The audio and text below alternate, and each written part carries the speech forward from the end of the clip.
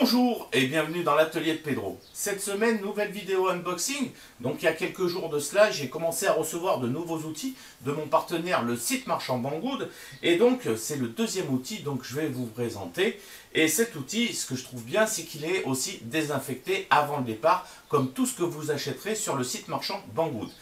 Les Américains ne proposent pas du tout la désinfection, donc c'est pour cela que la désinfection, franchement, vu les temps qui courent, elle est la bienvenue. Voilà. Donc, on va faire le petit déballage de cet outil. Je vais vous en faire une petite description, une petite présentation, un petit essai, et puis je vous donnerai donc mon avis en fin de vidéo sur l'outil qu'ils m'ont envoyé. Voilà. Donc, on attaque de suite par le déballage. C'est parti. Voilà. Donc, le carton est ouvert. Donc le carton il a un petit peu morflé lors du transport, mais c'est pas grave, l'essentiel c'est ce qu'il y a à l'intérieur, en espérant qu'il ne soit pas cassé. Mais bon, apparemment il a l'air d'être emballé correctement pour un colis qui vient donc de pays d'Asie. Voilà. Donc nous avons un chargeur ici, donc qui est fourni, c'est un adaptateur AC/DC en sortie 21 à 88 volts pour 1 ampère. Avec une entrée en 220. Ensuite, nous avons donc de la protection bulle pour une batterie, donc une 288V Li-ion. Donc on verra un petit peu la tension qu'elle a à l'intérieur. Et ensuite, nous avons donc l'outil en lui-même qui est aussi emballé dans de la bulle. Et cet outil, comme vous pouvez voir, c'est une clé à choc, voilà, électrique. Donc ça remplace un petit peu, ça remplace pas, mais je voulais une petite clé à choc comparée à celle donc de Parkside qui est bien plus grosse comme vous pouvez voir. Le poids, il y a du poids, c'est vrai qu'elle fait très bien son boulot et je voulais voir avec une petite clé à choc, voir un petit peu l'équivalence, voir si elle était plus costaud ou moins costaud donc que la Parkside. Et puis en plus de ça, elle est bien plus maniable, elle n'est pas très lourde et puis on peut la faufiler un petit peu partout quand on a du bricolage à faire, du démontage dans des endroits exigus. Elle est quand même un peu plus petite, donc c'est bien plus pratique. Voilà. Donc ensuite nous avons le mode d'emploi, voilà, qui est fourni avec. Donc comme d'habitude c'est tout en anglais, hein, donc Google est mon ami. Et puis dessus donc nous avons quelques indications. Voilà, je ne vois pas s'il y a pour charger donc la batterie ici déjà, donc c'est le plus facile, hein, c'est des LED qui s'allument ou qui clignotent et comme ça on verra donc la tension et la charge de la batterie. Voilà, donc cette batterie, du moins cette clé à choc est quand même assez petite, donc ça c'est super pratique. Elle est vraiment pas très lourde. Donc celle-ci c'est une réplique de chez Makita, hein. Donc normalement les piles Makita comme celle-ci doivent s'installer dessus. Et ces piles qui sont fournies avec peuvent aussi s'installer sur les Makita. Mais pour cela je vais regarder, donc je vais les faire charger. Et puis je reviens vers vous, on va contrôler donc la tension de cette batterie. Et je vais contrôler aussi la tension de la batterie Makita Origin, voir si les batteries sont compatibles, parce que celle-ci fonctionne normalement en 18 volts.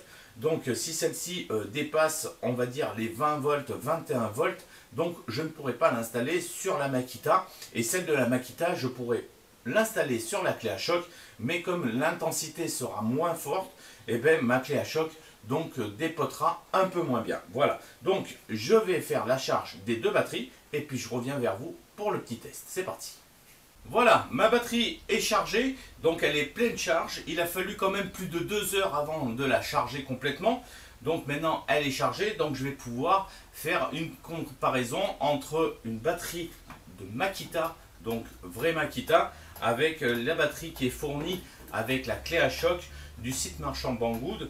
Apparemment, ce sont les mêmes batteries, mais on va voir si réellement elles peuvent s'adapter sur des outils électroportatifs Makita ou pas. Voilà. Donc, les batteries, quand je les regarde l'une à côté de l'autre, je m'aperçois qu'elles sont à peu près identiques. Nous avons trois alimentations dessus, du moins 3 emplacements d'alimentation, donc des plus et des moins. Les fermetures sont au même endroit. Le petit truc qui cloche, du moins qui ne va pas l'une avec l'autre, c'est que sur la Makita ici, vous avez donc une broche en plus, alors que sur celle qui est vendue avec la clé à choc, vous n'avez pas de broche. Donc ce qui ne me permet pas normalement de pouvoir les mettre directement dans des chargeurs Makita ou des chargeurs adaptables, comme moi qui avait un chargeur adaptable Makita. Donc quand je mets la batterie dans le chargeur, il n'y a pas de problème, ça rentre sans souci. Par contre, dès que je vais mettre la batterie qui est fournie avec la clé à choc, je m'aperçois que je ne peux pas la rentrer à l'intérieur parce qu'il n'y a pas ici cette petite broche qui me permet donc de pouvoir l'insérer correctement dans le chargeur. Donc déjà, si vous comptez acheter des clés à choc avec des batteries style Makita, évitez de les acheter que pour ça, pour une simple raison, c'est que la plupart du temps les batteries ne pourront pas s'adapter sur votre matériel Makita. Donc deuxième chose qu'on va voir aussi, c'est la tension. Donc je voudrais comparer les deux batteries. La batterie Makita est donnée pour 18 volts et la batterie donc qui est vendue avec la clé à choc est donnée pour 21 volts. Donc pour cela, je vais prendre le voltmètre et je vais donc mesurer la tension. Donc je me mets en voltage continu parce que c'est des batteries, c'est en continu, ce n'est pas de l'alternatif. Et là, je prends la tension donc de ma batterie de la clé à choc, on est à 20,53 volts continu contre une Makita qui est à 20,30 volts. Donc l'intensité est la même, à peu près la même. Donc on a 20,30 volts sur les deux batteries. Et maintenant, on va vérifier donc l'ampérage de la batterie qui m'a été envoyée avec la clé à choc. Celle-ci, il n'y a rien de marqué à part 288 VF Lyon. Il n'y a pas d'ampérage de marqué, donc je ne sais pas de combien elles sont. Sur le site, il y a marqué 22 800 mAh, mais c'est vraiment pas des batteries de 22,8 ampères-heure, c'est pas possible. Donc je vais vérifier exactement de combien est l'ampère sur cette batterie. Donc en sachant que la Makita a une 4 ampères-heure, donc on va vérifier, contrôler, bien mesurer la Makita en premier et après je mesurerai donc celle qui m'a été envoyée avec la clé à choc. Et pour cela, il faut faire un petit montage donc électrique. C'est pas très compliqué. On prend des fils. D'un côté, on met une petite pince croco et puis de l'autre côté, des petites cosses classiques de voiture. Donc on vient brancher le moins, donc on a juste à l'insérer, on le met. Après, on regarde, on cherche où se trouve le plus et le moins donc sur la clé à choc. Donc en insérant la batterie dans ce sens-là, le moins se trouve ici. Donc je mets ma pince croco sur le moins. Ensuite, je viens prendre le deuxième fil. Je viens mettre du côté du sortie plus de la batterie. Je viens connecter directement au plus donc de la clé à choc. Et afin de contrôler, il faut vérifier si elle fonctionne ou pas. Donc on la met en route. Donc elle tourne, il n'y a pas de problème, c'est bien branché. Sur le voltmètre, je mets l'ampérage, donc au niveau ampère, et je sélectionne ampère continu, pas alternatif, en continu. Et je viens le mettre autour du fil donc du positif qui se trouve ici. Et là maintenant je vais mettre la clé à choc en route et je vais pouvoir mesurer donc l'ampérage de la clé à choc. Donc l'ampérage donné est de 4 ampères-heure. Donc c'est bien ce qu'il y avait de marqué sur ma batterie Makita, 4 ampères-heure. Maintenant, même système pour la nouvelle batterie. Donc je branche le moins sur le moins, le plus sur le plus. Je vérifie si ma clé à choc est bien branchée. Donc elle s'allume. Et maintenant je vais contrôler donc l'ampérage qui a. Hop, on refait un coup. Voilà, donc elle me donne 5 ampères. Donc c'est une batterie de 5 ampères qui est fournie avec la clé à choc. Donc comme j'ai deux batteries, c'est deux batteries de 5 ampères. Voilà. Donc maintenant qu'on a contrôlé donc le voltage, les ampérages, on va pouvoir maintenant contrôler donc l'efficacité donc de couple, parce que cette clé à choc est vendue pour eux en tant que 800 newtons, donc elle peut dévisser 800 newtons. je trouve quand même que c'est énorme pour une clé à choc aussi petite, vu que la Parkside, quand je l'ai achetée, elle était donnée pour 400 Newton, donc la moitié de celle-ci. Donc je vais bien voir si ça fonctionne. Et pour cela, je me suis fait un petit test vite fait en attendant que la batterie elle charge. Donc je me suis pris une vis avec des écrous, et le dernier écrou que j'ai mis ici, je l'ai serré au maximum de ma clé dynamométrique qui est de 210 Newton. Et en plus de ça, j'ai été un petit peu vache, je lui ai foutu du frein filet donc démontable juste en bout, donc il a eu le temps de sécher. Et maintenant je vais le mettre à pleine puissance et puis je vais voir si ça dévisse donc cet écrou. Et pour cela je vais prendre donc ma douille, une douille à choc.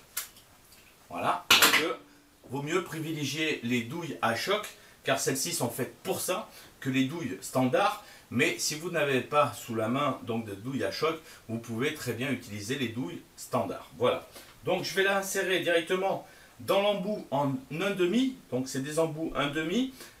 Au bout, à l'extrémité, comme vous pouvez voir, il n'y a pas de trou, c'est plein, parce qu'il y a certaines clés à choc qui ont un petit trou en extrémité, afin de pouvoir y glisser donc des petits embouts hexagonaux, avec des têtes cruciformes, des têtes torx, voilà.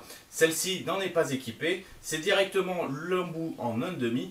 Donc, j'aurais pas besoin de me dire, celle-ci, elle peut dévisser les vis hexagonales, les vis torx, les plates. Voilà, celle-ci est faite que pour défaire avec des douilles en 1,5. Voilà. Donc, on insère la douille. Donc, pour l'insérer, il n'y a pas eu trop de problème. Maintenant, on insère la batterie et on va se mettre en mode donc dévissage et on va essayer donc de dévisser cet écrou. Et on y va de suite.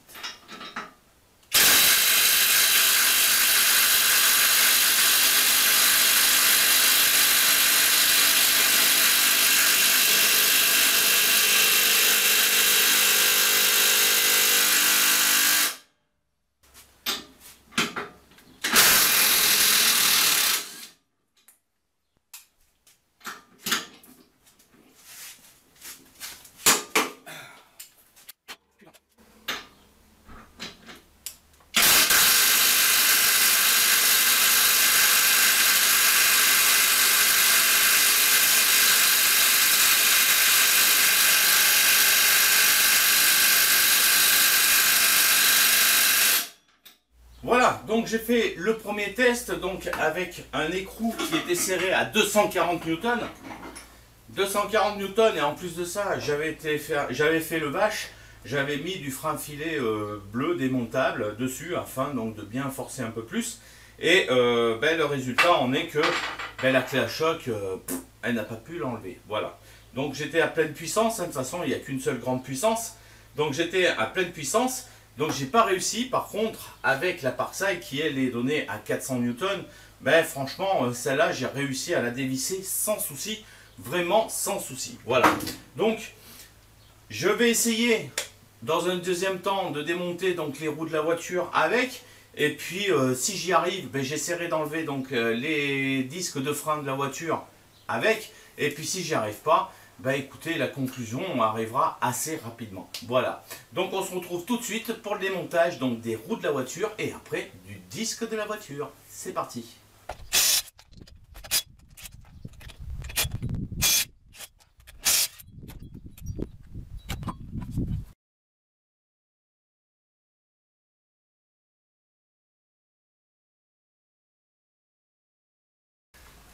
Alors, que dire sur cette clé à choc vendue sur le site marchand Banggood?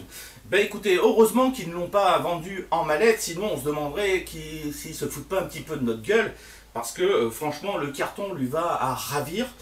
Pour ma part, cette clé à choc, je pensais qu'elle était bien, elle était correcte. Elle était aussi performante que la Parkside, hein, bien qu'elle soit plus petite. Elle est vendue et donnée pour un couple de desserrage de 800 à peu près. Donc c'est quand même supérieur, bien supérieur à la Parkside.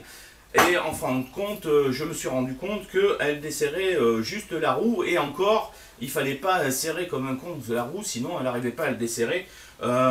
J'ai démonté donc les disques de frein de la voiture et pour cela donc il a fallu que je démonte les étriers. Et pour les étriers, si vous voulez, ils sont collés avec du frein filet rouge. Donc normalement c'est indémontable, il faut le chauffer pour pouvoir le démonter. Et les disques normalement sont collés avec du frein filet bleu, donc démontable. Alors les disques, il n'y a pas eu de problème, j'ai réussi à les démonter. Mais il n'y avait pas de frein filet dessus. Par contre, tout ce qui est du support à étrier, impossible à démonter avec la clé à choc, impossible. Pour cela, une solution, celle de Parkside. Et franchement, pour une qui est vendue pas très cher, aux environs de 75 balles, c'est vraiment un rêve, un bonheur de travailler avec celle-ci. Parce que les vis des étriers n'ont fait aucun pli, ils sont venus comme dans du beurre. Voilà. Donc celle-ci, ben, que dire, c'est bien beau qu'elle soit vendue avec 2 batteries, avec des petits boutons gadgets qu'il y a sur le dessus. Alors c'est le système de desserrage quand vous appuyez dessus, quand votre écrou est serré. Bon, un écrou pas serré trop fort parce que sinon elle n'arrivera pas à l'enlever. Un écrou serré, quand vous appuyez sur le bouton, en fin de compte, elle se met en mode desserrage et elle va claquer jusqu'au moment où elle ne sentira plus de résistance. Et quand elle va s'arrêter, ça voudra dire que vous arriverez à l'enlever sans forcer, aussi bien à la main qu'avec une clé. Voilà.